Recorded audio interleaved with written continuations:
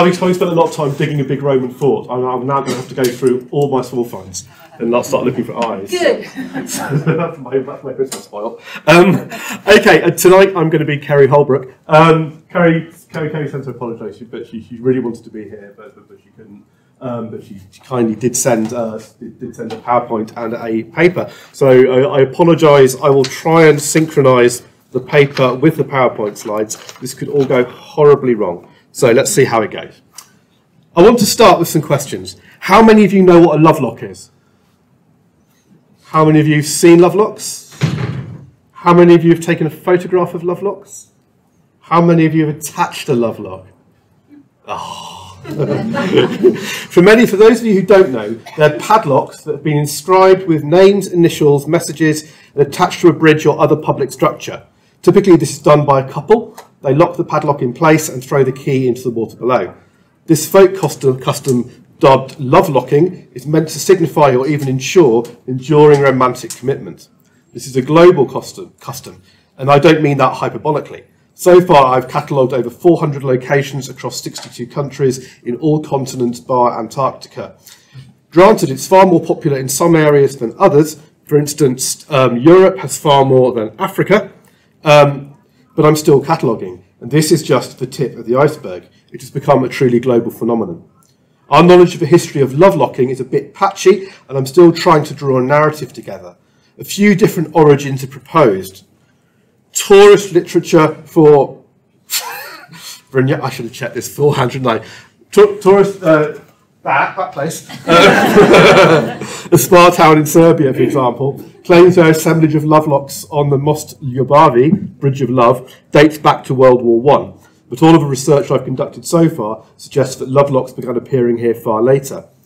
More historically verifiable is the lovelock assemblage from Pech in Hungary, which certainly dates to the 1980s, whilst Murano, Italy, soldiers at the local barracks would attach the padlocks from their lockers to the bridge once their military service was over. This is definitely occurring in the 1990s, but may have started earlier. I'm still digging. What I can tell you, but it wasn't until the 2000s that the custom... Oh, hold it, we might have a... That's right. Well, I can tell you, but it wasn't until the 2000s when the custom really took off and started to spread across the globe. It was a cheesy teenage romance novel that sparked it. In 2006, Italian writer Federico Moccia published Ho voglia di te, I Want You, in which a character attaches a padlock to the Ponte Milvio in Rome as a statement of romantic commitment. This was made into films in Italian and Spanish, which gained a huge fan base. So let's see if this works.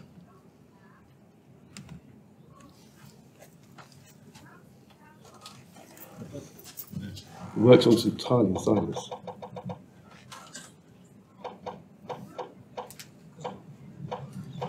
Questa è la catena degli innamorati. Praticamente gli innamorati vengono qui, chiudono il lucchetto, lanciano la chiave nel tevere e poi non si lasciano più. Sì.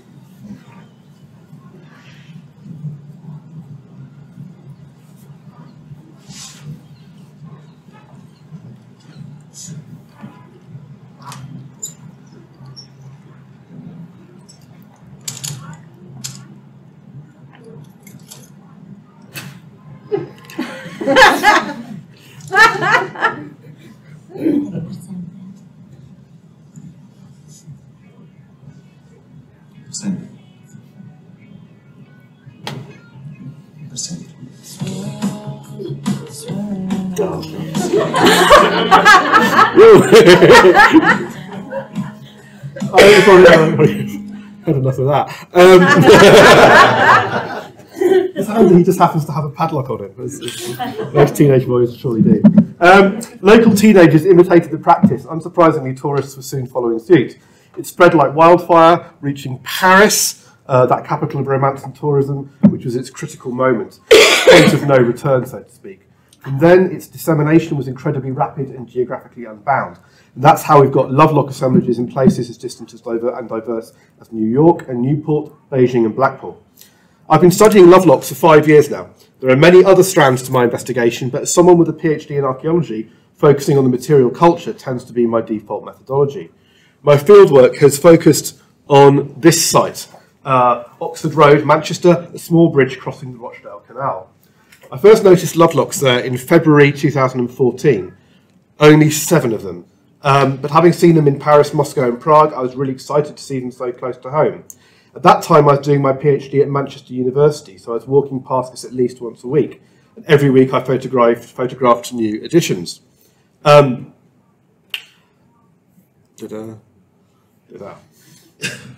I would add them to a spreadsheet, record the inscription and the date. Since finishing my PhD, I've not been able to do it as much, but at least once a month I go there and record any additions. The catalogue is now at 699.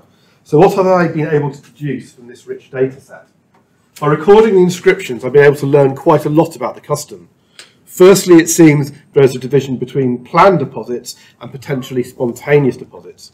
By spontaneous, I mean these examples. Padlocks that could have been purchased from a shop in Manchester have been written on in pen or marker. So someone could have seen the lovelocks here and quickly decided to add one themselves. Not necessarily, but it is possible.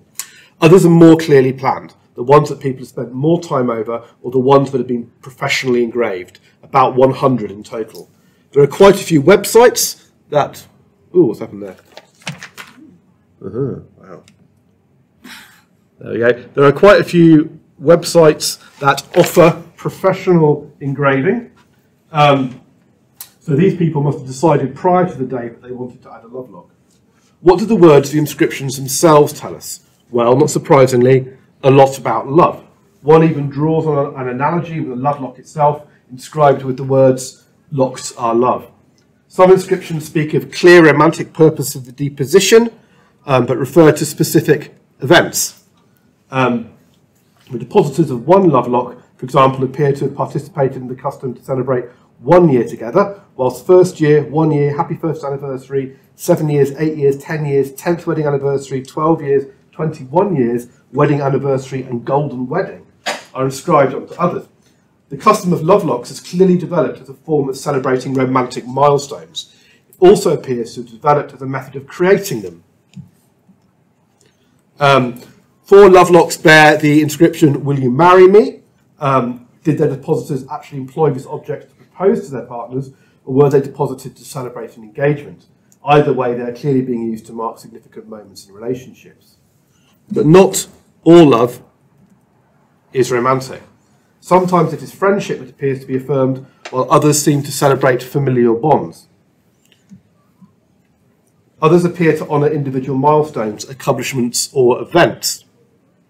A set of 5 lovelocks from May 2018 are awash with names of people connected with the Manchester United Football Club.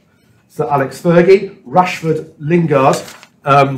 Another deposited at roughly the same time refers to the Manchester Arena bombing at the Ariana Grande concert, inscribed with the words, "One Love Manchester Ariana," and a drawing of a bee, the symbol of Manchester. I'm not sure that one's on there. Some lovelocks are more commemorative than celebratory. 3 near identical lovelocks, for example, bear the message "with deepest sympathy," each one bearing a different name, but undoubtedly deposited by the same individual or group. Another one is inscribed with the words, "I'll never forget," another, "We all love and miss you," whilst another declares, "It's never goodbye, only see you later," memorialising relationships, if not individuals. As Pets observes, durable... as Pets observes, durable items serve to crystallise into physical form the dynamic act of remembrance. And it's unsurprising that lovelocks have developed memorialising functions alongside romantic ones, with the symbolism of the padlock being particularly appropriate to messages of memory.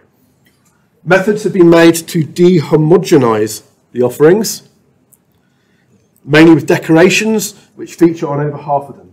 Clearly, the desire to distinguish one from the many has motivated these embellishments. In some of them, I think we're also seeing the relationship being constructed through these decorations. The lovelocks are meant to represent the people who are locking their love. To bring into anthropological theory, that would fit with what Alfred Gell terms the objectification of personhood. This objectification leads to his theory of distributed personhood, whereby the deposit becomes a detached part, a spin-off of the depositor. This is all useful stuff, but I could have gathered this from looking at any lovelock assemblage. What I want to do now is consider the benefits and archaeological implications of documenting the Manchester lovelocks diachronically. Most archaeologists who study ritual deposition, prehistoric, historic or contemporary, only get the chance to view the assemblage at one stage within its formation. Often this is post-assembly. They see the finished product, so to speak. They study the assemblage once people have stopped adding to it. Luckily for me, I can study the Manchester Lovelocks over time. I've been able to watch the assemblage grow from just 7 to just under 700. So how has this helped me? Firstly, I've been able to trace the pace of growth. I can know that not all of the Lovelocks were added at once. I can create a graph that looks like this. It shows me how the quantities of locks have been steadily increasing. This has put to bed one of my theories. Gamble writes that ritual assemblages have a magnetic-like effect. Deposits attract more deposits. So I'd assumed that once an assemblage became established, once there's enough there, the rate of deposition would increase exponentially. As you can see, it's been steady all through the last 5 years. However, if I transfer the data to a graph that looks like this, showing how many were added per month, you can see something different. 11 new Lovelocks is the average per month, and there's real variation here. March 2014 saw only 1 lock added. August 2015 saw the highest, 29. What might account for these fluctuations? Garrow considers how an archaeologist might interpret similarly irregular patterns of deposition, considering everyday explanations for such fluctuations.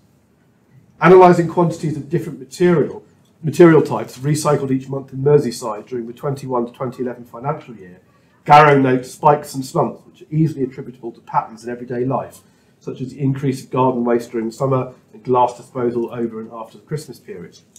Garrow concludes these patterns of variability were not created intentionally in order to convey a symbolic message. The people making these deposits will not have been aware of the patterns they helped to create. However, that is not to say that those patterns are meaningless. They do have something significant to say about the rhythms of everyday practice.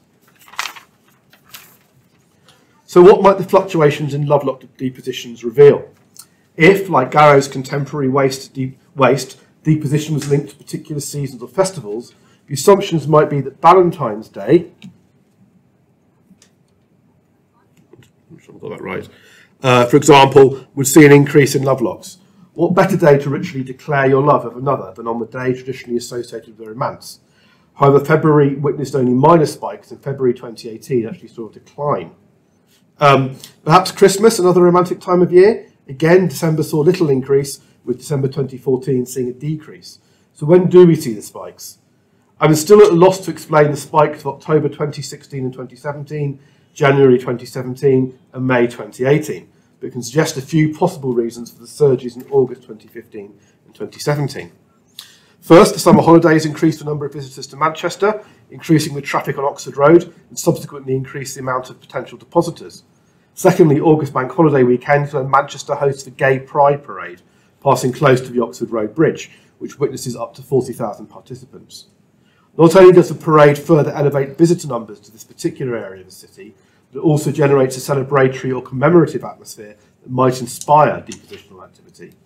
The spikes in 2015 and 2017 therefore may reveal something significant about the rhythms of city life. And thirdly, a newspaper article which appeared in the Manchester Evening News on the 9th of August 2015 entitled "Lovelocks in Manchester to get a special city centre"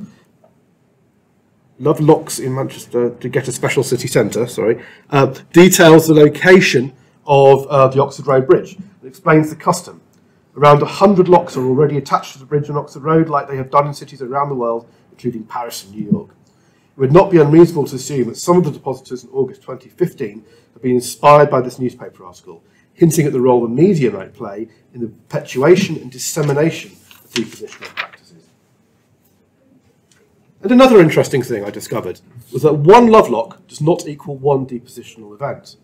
34 of the Lovelocks appear to have been hijacked, for want of a better word. Hijacked in the sense that they deposited at one point in time and then were re-inscribed or readorned and therefore metaphorically redeposited months or years later. Two examples of this are first recorded on the 13th of February 2014 as bearing no inscriptions. Less than 3 weeks later, 2 names had appeared on one. A further month later, 2 names had appeared on the other, accompanied by a date 5 months later. Occasionally, inscriptions were superimposed over the original messages, with new names obscuring the old ones, creating a palimpsest. two lovelocks actually appear to have been hijacked more than once. One was first recorded in February 2016 with a professional engraving. It was then recorded in April 2016 with handwritten names superimposed over the original inscription, and then again in 2017 with a different set of names. Another lock was first recorded in February 2017 with names scratched into its surface. By 2018, a name had been written over the original inscription. More writing was added in November 2017, and by July 2018, the obscenities had been written over the palimpsest of names in black marker. This teaches a vital lesson that an object's biography does not end at its moment of deposition. As Fowler observes, artefacts, like people, are multiply authored, and as Gruner notes, they can go beyond the intentionality of the person who originally constructed them. The structured deposit is a product not necessarily just of the not necessarily just of its original depositor, but of later authors whose engagements can alter the object both tangibly and intangibly. It is not, however, the recycling of lovelocks that demonstrates their continued biography. There is evidence suggesting that some lovelocks were in fact later altered by the original depositors. According to the widely known tradition, by attaching a lovelock to a bridge and throwing the key into the water below, the depositors are affirming their commitment to each other.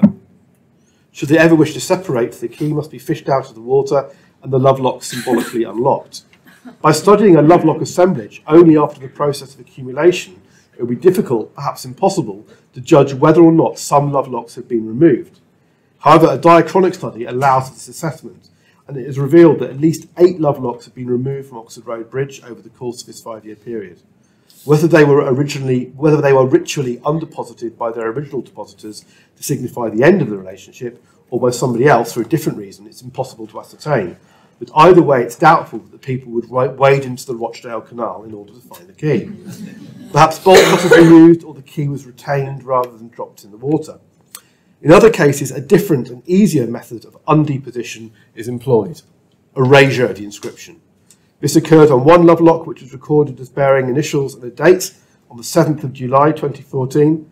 By the 23rd of July, 3 weeks, silver 2 weeks, silver marker had been used to obscure the initials. Likewise, another was recorded as bearing 2 names on the 9th of February, but by the 1st of June, the names had been covered by scribbled black marker. Seems like a good way of dooming a relationship. Without a diachronic study, the original inscriptions on these lovelocks would have been lost, and with possible symbolic significance, these silver and black scribbles may not have been recognised. A diachronic study of an accumulation therefore proves essential to an understanding of how an assemblage does not only grow over time, but can experience depletion, alteration, and ritual recycling.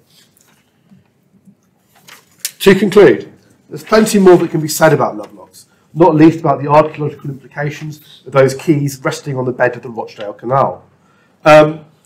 Here, though, I'm going to come to an end.